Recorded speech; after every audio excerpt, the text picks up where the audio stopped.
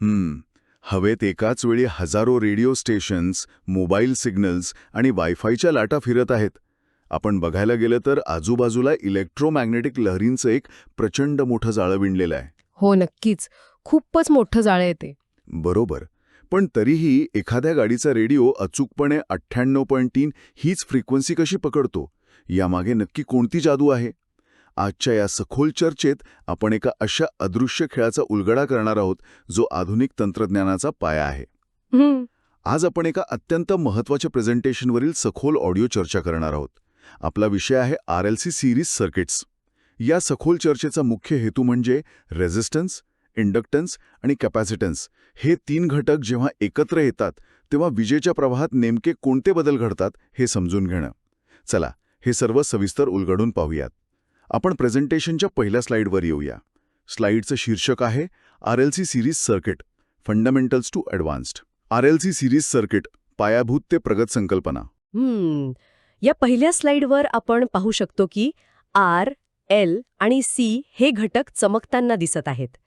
या स्लाइडचा मुख्य उद्देशच हा आहे की ही चर्चा बेसिक इम्पिडन्स पासून सुरू होऊन प्रगत रेझोनन्स आणि खऱ्या आयुष्यातील उपयोगांपर्यंत कशी जाणार आहे याचा पाया रचणे. अच्छा, म्हणजे अगदी बेसिक पासून ते ॲडव्हान्स लेवलपर्यंत. अगदी बरोबर. आपण कोणत्याही इलेक्ट्रॉनिक उपकरणाच्या आतल्या हिरव्या सर्किट बोर्डकडे पाहिलं तर त्यावर हे छोटे घटक दिसतात. वरवर पाहता ते केवळ धातूचे तुकडे वाटतात. हो ना, अगदीच साधे दिसतात ते. पण भौतिकशास्त्राच्या दृष्टिकोनातून ते विजेच्या प्रवाहाला आकार देणारे अत्यंत शक्तिशाली घटक असतात. आणि यात सर्वात आकर्षक गोष्ट अशी आहे की जेव्हा हे घटक एकाच रांगेत म्हणजे सिरीजमध्ये जोडले जातात तेव्हा ते केवळ काम करत नाहीत तर ते एकमेकांशी संवाद साधतात. अरे वा, संवाद साधतात. हे ऐकायला खूपच रंजक वाटतंय. आता आपण पुढच्या स्लाईडकडे वळूया आणि पाहूया की आपली उद्दिष्टे काय आहेत. स्लाईडचं शीर्षक आहे लर्निंग ऑब्जेक्टिव्हज, अध्ययनाची उद्दिष्टे. आणि तिसरा एक बेल कर्व किंवा घंटा आकाराचा वक्र आहे. हो, आजच्या या चर्चेत आपण मुख्यत्वे 3 गोष्टी साध्य करणार आहोत. पहिले उद्दिष्ट म्हणजे या 3ही मुख्य घटकांचे मूळ स्वरूप समजून घेणे. म्हणजे ते नक्की काय काम करतात ते. एक्झॅक्टली. दुसरे उद्दिष्ट म्हणजे ते एकत्र आल्यावर त्यांच्यातील फेजर डायग्राम आणि इम्पिडन्स त्रिकोणाचे विश्लेषण करणे. आणि तिसरे, जे त्या बेल कर्वनी दाखवले आहे, ते म्हणजे सिरीज रेझोनन्स आणि त्याचे खऱ्या आयुष्यातील उपयोग समजून घेणे. अच्छा, म्हणजे आपण सुरुवातीला रेडिओ फ्रिक्वेन्सीचं जे उदाहरण दिलं ते या तिसऱ्या टप्प्यात येणार तर. चला आता पुढच्या स्लाईडवर या 3 मुख्य स्तंभांची ओळख करून घेऊया. स्लाईडचं शीर्षक आहे the 3 pillars, R, L and C. 3 मुख्य स्तंभ, आर, एल आणि सी. बरोबर. इथे लाल रंगात आर, हिरव्या रंगात एल आणि निळ्या रंगात सी दाखवलाय. या तिघांच्या कामाचं स्वरूप नेमके कसे असते? कोणत्याही ऑल्टरनेटिंग करंट म्हणजे एसी सर्किटचे हे 3 मुख्य आधारस्तंभ आहेत. पहिला आहे रेझिस्टर, ज्याला आपण आर म्हणतो. याचे मुख्य कार्य म्हणजे विजेच्या प्रवाहाला म्हणजेच करंटला विरोध करणे आणि या विरोधाच्या प्रक्रियेत तो विद्युत ऊर्जेचे उष्णतेत रूपांतर करतो. याचे एकक ओहम्स आहे. म्हणजे तो नुसता अडथळा आणतो आणि उष्णता निर्माण करतो. अगदी तसंच. आता दुसरा घटक आहे इंडक्टर म्हणजे एल. हा करंटमधील बदलांना विरोध करतो. एक सेकंड, नुसता करंटला नाही तर करंटमधील बदलांना. हो, एक्झॅक्टली. हे खूप महत्वाचे आहे. तो बदलांना विरोध करतो आणि चुंबकीय ऊर्जा म्हणजेच मॅग्नेटिक एनर्जी साठवतो. याचे एकक हेनरी आहे. आणि तिसरा घटक आहे कॅपॅसिटर, ज्याला सी म्हणतात. याचा निळा रंग दिलाय स्लाईडवर. हो, हा कॅपॅसिटर व्होल्टेजमधील बदलांना विरोध करतो आणि 2 प्लेट्सच्या मधील विद्युत क्षेत्रात ऊर्जा साठवतो. याचे एकक फॅराड्स आहे. या तिघांची ओळख झाल्यावर पुढच्या स्लाईडवर आपण यांच्यातील तांत्रिक फरक पाहूया. पुढच्या स्लाईडचं शीर्षक आहे resistance versus reactance versus impedance. Resistance, reactance आणि इम्पिडन्समधील फरक. इथे मला एक सूत्र दिसतंय, Z=R+JX. या सूत्राचा अर्थ काय आहे? हे सूत्र समजायला अगदी सोपे आहे. आपण पाहिलं की रेझिस्टरचा विरोध हा वारंवारितेवर म्हणजे फ्रिक्वेन्सीवर अवलंबून नसतो. म्हणजे फ्रिक्वेन्सी कितीही असो तो विरोध तेवढाच करणार. बरोबर. त्या विरोधाला आपण रेझिस्टन्स म्हणतो.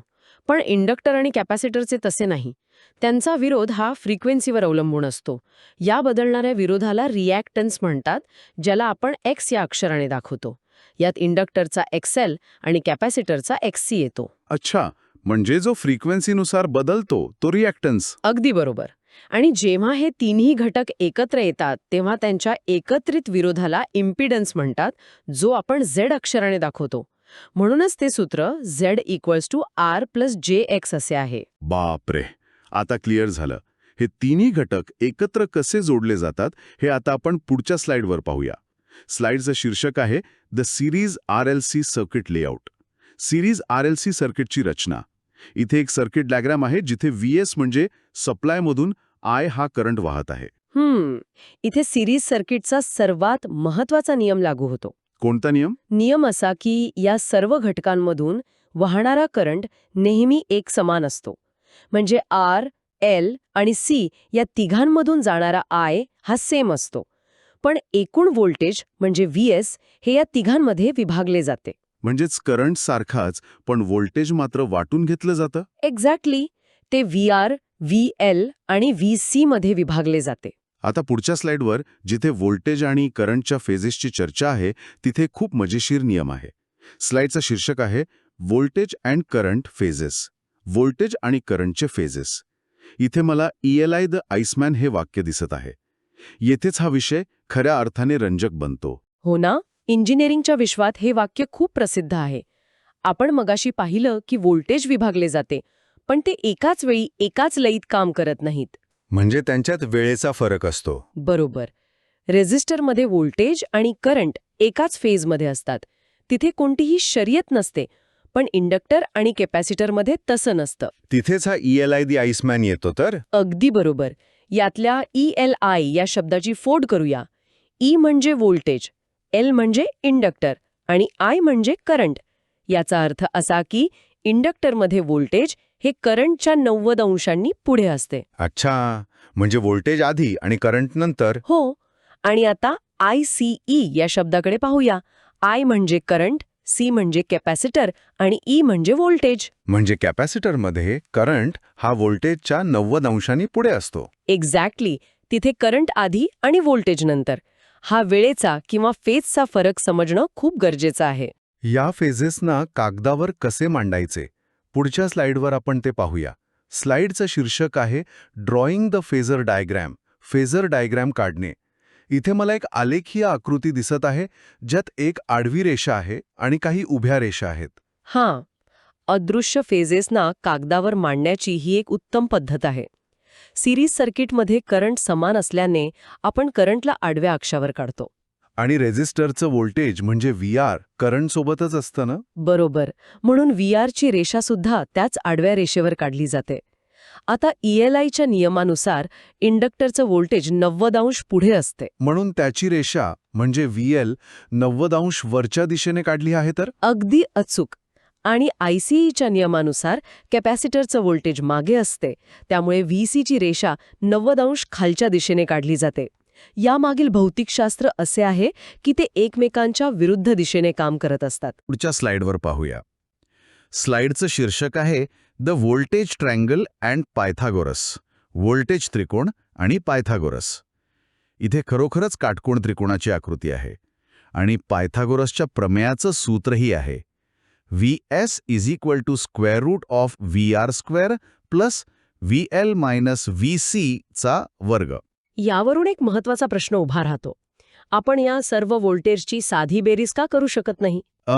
कारण ते वेगवेगळ्या दिशेला आहेत. अगदी बरोबर. VL वर खेचतोय आणि VC खाली. त्यामुळे आपल्याला आधी त्यांच्यातील फरक काढावा लागतो. यालाच नेट रिॲक्टिव्ह व्होल्टेज म्हणतात, म्हणजे कंसात VL वजा VC. अच्छा, आणि मग तो त्रिकोणाची एक बाजू बनतो. हो. आणि दुसरी बाजू असते VR. यावरून पायथागोरसचा नियम लावून आपण कर्ण काढतो, जो आपला एकूण सप्लाय व्होल्टेज म्हणजे VS असतो. व्होल्टेज त्रिकोण समजला असेल तर पुढच्या स्लाइडवरील इम्पिडन्स त्रिकोण समजणे अत्यंत सोपे आहे. स्लाइडचं शीर्षक आहे the impedance triangle Z. Impedance त्रिकोण Z. बापरे, व्होल्टेज त्रिकोणाला करंटने भागले की कसा इम्पिडन्स त्रिकोण मिळतो हे पाहून मला खरंच आश्चर्य वाटतंय. इथे सूत्र दिले आहे Z = √R² + XL - XC. हो, कारण ओहमच्या नियमानुसार व्होल्टेज भागिले करंट म्हणजे विरोध. जर आपण व्होल्टेज त्रिकोणाच्या प्रत्येक बाजूला करंटने भागले तर आपल्याला थेट इम्पिडन्स त्रिकोण मिळतो.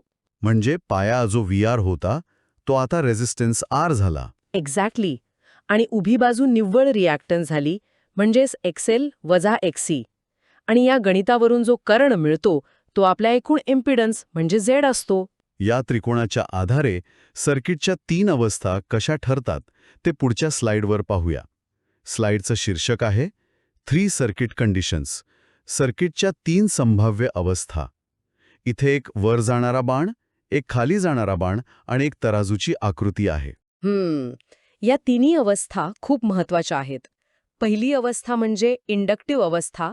जेव्हा XL हा XC पेक्षा मोठा असतो तेव्हा इम्पेडन्स Z हा इंडक्टिव्ह असतो. म्हणजे तो वर जाणारा बाण. बरोबर. दुसरी अवस्था म्हणजे कॅपॅसिटिव्ह अवस्था. जेव्हा XC हा XL पेक्षा मोठा असतो. अच्छा, म्हणजे कॅपॅसिटरचा प्रभाव जास्त. हो.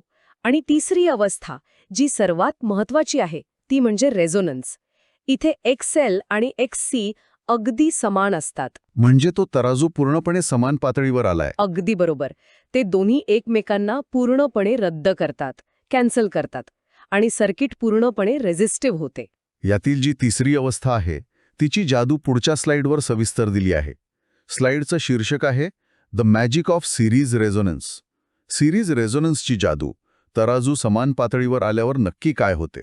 यात सर्वात आकर्षक गोष्ट अशी आहे की जेथे XL आणि XC समान असतात तिथे ते एकमेकांचा प्रभाव नष्ट करतात. म्हणजे विरोध कमी होतो. एक्झॅक्टली. इम्पिडन्स जो Z आहे तो सर्वात कमी होतो. तो फक्त R इतकाच उरतो. आणि म्हणूनच या अवस्थेत सर्किटमधून वाहणारा करंट जास्तीत जास्त म्हणजे मॅक्सिमम असतो. बापरे, म्हणजे विरोध सर्वात कमी आणि करंट सर्वात जास्त. हो, हीच ती रेझोनन्सची जादू आहे. ही जादू ग्राफवर कशी दिसते? पुढच्या स्लाइडवर पाहूया. स्लाइडचं शीर्षक आहे resonant frequency curve. Resonant frequency वक्र. इथे एक बेलसारखा वक्र दिसतोय आणि एक सूत्र आहे FR = 1/2π√LC. या वक्राचा डावीकडील भाग कॅपॅसिटिव्ह असतो आणि उजवीकडील भाग इंडक्टिव्ह असतो. आणि तो मध्यभागी जो सर्वोच्च बिंदू आहे तो काय आहे? तोच तर आपला FR आहे, म्हणजेच रेझोनंट फ्रिक्वेन्सीचा बिंदू. या एका विशिष्ट फ्रिक्वेन्सीला करंट त्याच्या शिखरावर असतो. सर्किटमधील पॉवरवर याचा काय परिणाम होतो हे पुढच्या स्लाइडवर स्पष्ट केले आहे. स्लाइडचं शीर्षक आहे power and power factor cos phi. Power आणि पॉवर फॅक्टर कॉस फाय. इथे ट्रू पॉवर, ॲपरंट पॉवर आणि रिॲक्टिव्ह पॉवर यांच्यातील त्रिकोण दाखवला आहे. जर आपण याला मोठ्या चित्राशी जोडले तर आपल्याला दिसेल की खरी ऊर्जा म्हणजे ट्रू पॉवर ही फक्त रेझिस्टर वापरतो. आणि इंडक्टर किंवा कॅपॅसिटर ते रिॲक्टिव्ह पॉवर घेतात. म्हणजे ते ऊर्जा घेतात आणि परत देतात, ते वापरत नाहीत. इथेच पॉवर फॅक्टर म्हणजे कॉस फायची संकल्पना येते, जी R/Z असते. अच्छा, मग रेझोनन्सच्या वेळी काय होतं? रेझोनन्समध्ये Z हा R एवढाच असतो, हे आपण मगाशी पाहिलं. त्यामुळे पॉवर फॅक्टर 1 म्हणजेच युनिटी असतो. याचा अर्थ असा की सर्किट सर्वाधिक कार्यक्षम असते, कोणतीही ऊर्जा वाया जात नाही. सिद्धांताचा भाग पूर्ण झाला. आता शेवटच्या 2 स्लाइड्समध्ये या सर्वाचा प्रत्यक्ष उपयोग पाहूया. स्लाइडचं शीर्षक आहे practical lab and real world uses. प्रयोगशाळा आणि खऱ्या आयुष्यातील उपयोग. तर या सगळ्याचा नक्की अर्थ काय? रेडिओ आणि टीव्ही ट्युनिंगचा इथे उल्लेख आहे. हे खऱ्या आयुष्यात कसं काम करतं? आपण प्रत्यक्ष आयुष्यात रोजच याचा वापर करतो. हवेमध्ये अनेक सिग्नल्स असतात. हो, आपण सुरुवातीलाच पाहिलं. जेव्हा आपण रेडिओचं चॅनल बदलतो तेव्हा आपण प्रत्यक्षात सर्किटमधील कॅपॅसिटर बदलत असतो. म्हणजे आपण रेझोनंट फ्रिक्वेन्सी बदलतोय. अगदी अचूक. आपण सिग्नल फिल्टर्स आणि रेडिओ चॅनल निवडताना प्रत्यक्षात हीच रेझोनंट फ्रिक्वेन्सी मॅच करत असतो. जेव्हा आपली फ्रिक्वेन्सी हवेतल्या 98.3च्या सिग्नलशी मॅच होते तेव्हा इम्पिडन्स कमी होतो आणि आपल्याला तो चॅनल अगदी स्पष्ट ऐकू येतो. आणि बाकीचे सिग्नल्स ब्लॉक होतात. अरे वा! आता आपण ह्या प्रेझेंटेशनच्या अगदी शेवटच्या स्लाइडकडे आलो आहोत. स्लाइडचं शीर्षक आहे समरी अँड प्रॅक्टिस. उजळणी आणि सराव. इथे एक चीट शीट आहे ज्यामध्ये सर्व सूत्रांची उजळणी आहे आणि खाली प्रॅक्टिससाठी 2 प्रश्न आहेत, Q1 आणि Q2. यातल्या पहिल्या थिअरी प्रश्नाचे उत्तर आपण आधीच बघितले आहे. प्रश्न आहे की आपण VR, VL आणि VC यांची साधी बेरीज का करू शकत नाही? कारण त्यांच्या फेजेस वेगवेगळ्या आहेत, बरोबर ना? एक्झॅक्टली. आणि दुसरा जो गणितीय प्रश्न आहे त्यात R ची किंमत 40, XL ची किंमत 188 आणि XC ची किंमत 3 दिली आहे. मग याचा इम्पिडन्स कसा काढायचा? खूप सोपं आहे. आधी XL मधून XC वजा करायचा, म्हणजे 188 वजा 3 जे झाले 185. मग ते सूत्रात टाकायचं. Z बरोबर वर्गमुळात 40चा वर्ग अधिक 185चा वर्ग. हे सोडवलं की आपल्याला अचूक इम्पिडन्स मिळेल. अतिशय उत्तम. तर एकूणच आपण पाहिलं की जेव्हा रेझिस्टर, इंडक्टर आणि कॅपॅसिटर हे घटक सिरीजमध्ये एकत्र येतात तेव्हा गणिताचे त्रिकोण आणि फेजर डायग्राम्सच्या माध्यमातून आपण त्यांचे वर्तन कसे मोजू शकतो आणि रिझोनन्सची अवस्था साधून रेडिओ सिग्नल कसे पकडू शकतो हेही आपण समजून घेतले. होय, हे अत्यंत मूलभूत पण तितकेच क्रांतिकारी तंत्रज्ञान आहे. जाता जाता एका गोष्टीचा विचार करायला हवा. जर तांब्याच्या तारा आणि काही घटकांमधून विशिष्ट फ्रिक्वेन्सीचे अदृश्य सिग्नल पकडणं शक्य आहे, तर या रेझोनन्स या तत्वाचा वापर भविष्यात आधुनिक क्वांटम कम्युनिकेशनमध्ये माहितीची देवाणघेवाण करण्यासाठी कसा करता येईल? हा खूपच सखोल आणि विचार करायला लावणारा प्रश्न आहे. हो ना. भौतिकशास्त्र आणि इंजिनिअरिंगचा हा असा एक पूल आहे जो नेहमीच आश्चर्यचकित करतो. या अशाच रंजक आणि विचार करायला लावणाऱ्या माहितीसाठी शोध घेत रहा. आज आपण इथेच थांबू.